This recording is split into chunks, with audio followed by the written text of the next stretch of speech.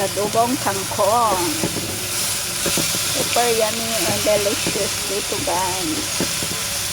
Sinong kumakain ng kangkong dyan? Ayan, marami po itong sustansya. Ito po yung ulam ko for today. Walang sahog kasi nga bawal sa akin yung mga sahog-sahog. So, hindi natin po itong tubig para mas maluto yung ating kangkong.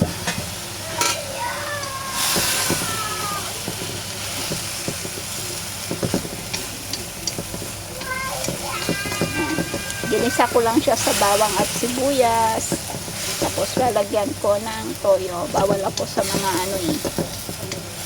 Tawag nito. Lagyan ko sana ng bagoong. So bawal tayo. So ito na lang. Toyo yung ating ilalagay. So ayan guys.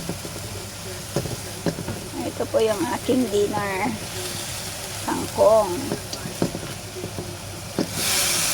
Adobong kangkong. So, lalagyan na natin ng toyo. Kasi paluto na siya.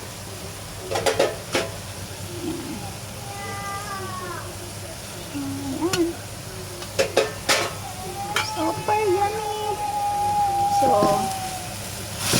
antayin lang natin konti na naluto siya.